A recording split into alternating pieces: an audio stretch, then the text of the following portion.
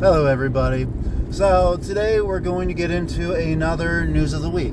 So this is just only the second time I've done this. It's a new little series, I guess we'll call it, where every weekend around noon Eastern Standard Time, I'm going to try to put out a video of just small little news articles, right? Small little news updates, announcements, rumors possibly about crypto of interest, and crypto of interest is mostly going to be the ones that I talk about on this channel. So I do own most of the ones that I'm going to talk about over time. I'm not going to talk about every crypto I own because if there's nothing to talk about, I'm not going to bother, talking about nothing today. I'll save that for another day for you guys. So for a couple of quick hits, Render, there's really no news. We have RenderCon coming out in April. We still know nothing other than the NVIDIA CEO and Render CEOs and the other higher-ups are going to talk. Other than that, we don't have anything else yet. Foxy. Foxy is also a big thing of nothing news. It's a meme. Okay, it's a mascot coin. I get it. I think it's cute. It's fun. But like all other memes, almost literally all other memes, they're still kind of taking a hit between the Trump pump coins of, the official Trump coin and Melania, and compounding with that with the Libra rug pull on Solana. Memes are trashed, which if you're big into memes right now, it certainly sucks. This is one of the few times, if really maybe the only time really, that we've had a massive meme retrace during this cycle. But, something was going to cause it to happen. But most memes are down. A few small ones rise up, but it is what it is. Moving forward. ASM, Assemble AI, little AI agent play, microcap. Nothing major news, but they changed the logo.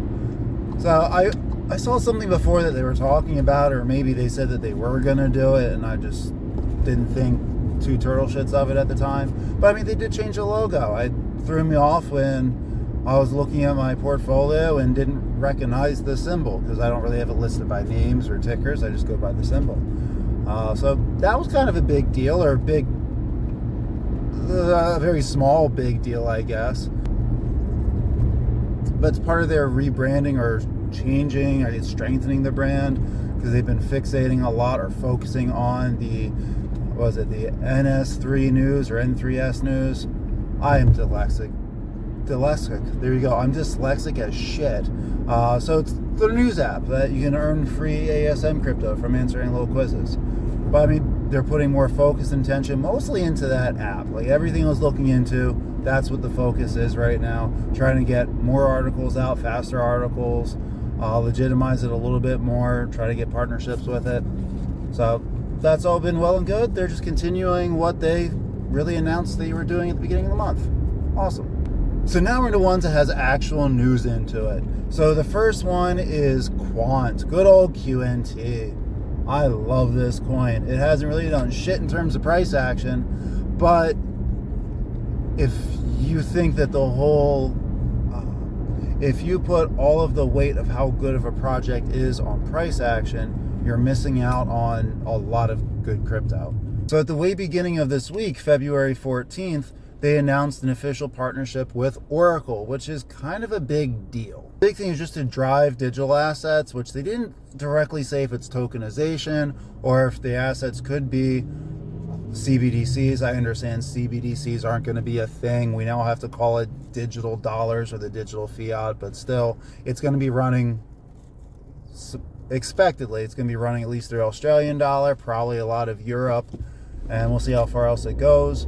Oracle has another large partnership for interoperability, Chainlink. Certainly not a nobody, and does not mean Quant directly works with Chainlink, but it doesn't not mean it, and I could see it for a while. A lot of people are saying that Quant and Chainlink are opposition. There's so many opposing projects and companies out there far outside of just crypto, and they can work well together.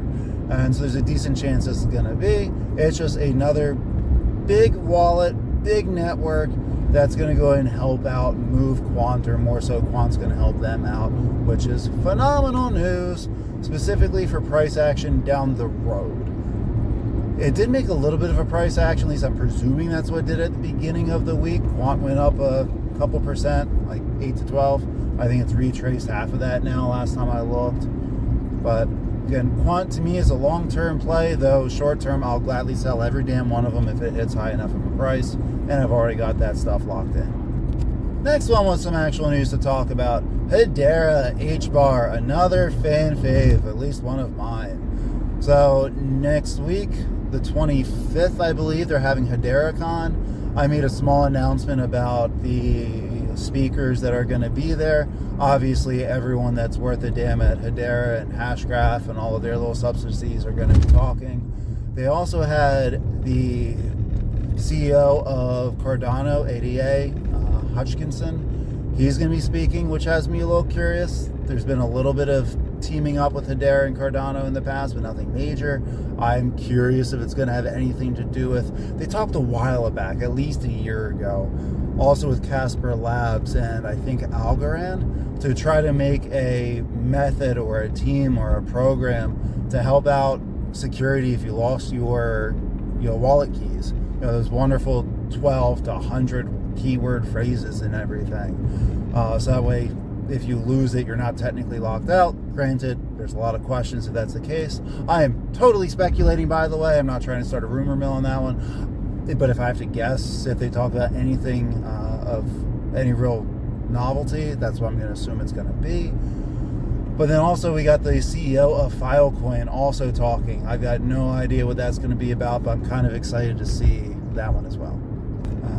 Real quick, I'm not really for technical analysis because it does a good job of letting you know at the moment what's a good entry or exit point. That's really all I think it kind of does. I don't know why everyone... Maybe you're really into technical analysis. If so, please, if you have like a valid, mature argument. If not, I'm going to respond with the same type of energy that you guys do. But if you're in technical analysis, can you tell me like what you actually get from it? I mean, I understand that people look for patterns, and I'll watch some of these guys and they talk about, oh yeah, see, I called this one back was going to happen. But obviously it's not like you talk about your failures all the time that you were wrong on the technical analysis, and it's going to be far more than it's going to be right. But again, crypto's an emotional market. I would love to say technical analysis works, but for long hauls or for the big things, I really don't think it does. I would love to hear a valid argument. I won't go mean or anything about it. But there was a double bottom, which is usually considered a big bullish thing. We'll go ahead and look. Honestly, if the sentiment of the market keeps going down, then I don't care if it was a double bottom, a double top, a head and shoulders, or any of that stuff.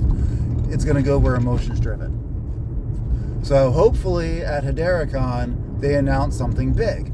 If so, that's what's going to cause the price action to go up, not because a chart shows a double bottom. But there you go. Someone recently asked me to talk about technical analysis, so I hope you enjoyed it. Let's see. Aerodrome Finance. That's a big nothing burger.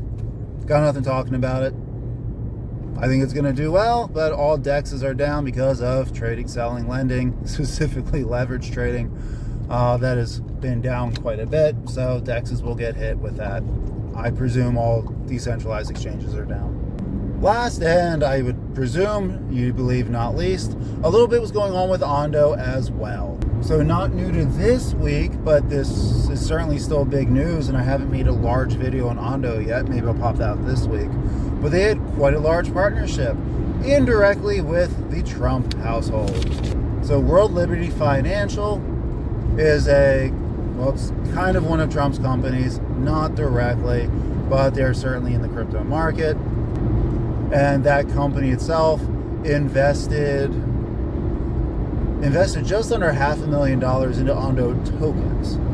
So not clear yet if they're going to end up using the tokens for some of their other platforms or if they're using it as a personal investment. I haven't seen him really, by him, I mean little Trump Jr. I haven't heard him shill it too much yet. Doesn't mean he hasn't, I just haven't heard it like he did. Talked about every time they bought Ethereum, which I'm all for it. Why not? Ethereum needs some love anyway. But the bigger thing that I saw coming in with Ondo is that it's now reaching out to Europe. Big deal.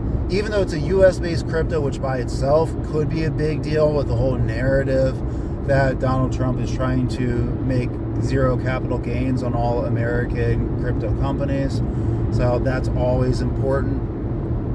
Or that's worth a damn to know about right now, at least. We'll know more in the future if it actually matters. But again, small things that can make price action move. But Ondo has teamed up with us. Ondo now has an Acerta partnership, which is mostly a large European marketplace for blockchain technology and blockchain. Wow, my talking words are really broken today, guys. So I apologize. Blockchain-based securities. So presumably, I haven't looked into that company so much yet. I will soon, but I assume that's including things like NFTs. We'll figure out a little bit more as time goes on. But this gives European investors a little bit more of a reason to get into Ondo, other than the fact that it's trying to tokenize the freaking world, and supported by BlackRock, essentially supported by the Trumps. And they've talked about trying to tokenize the stock market, which I can't get over. I think that's so effing cool if they get close to even making that happen. They have fully launched and they're running their own layer 1 now, which kind of surprised me, but I guess it means they want to keep everything inside the family, right? Instead of, if they do try to tokenize something massive like the stock market, though I think they're going to have to run it on multiple blockchains anyway. This way they don't have to lease out, so to speak, or run on something else like Hedera or Peace Ledger, which is kind of what I was hoping for, to be honest. But my presumption then is that they're going to use their own layer 1. And with this layer 1, just like Hedera, they're going to try to target mostly industries, because they care about tokenizing real-world assets. So again, this is more of an update that could be big for Ondo in general down the road. It's a great timing. You hear those chimes. I got to get going. But if you did enjoy this, please press the like button, subscribe. I'll catch you guys all again soon.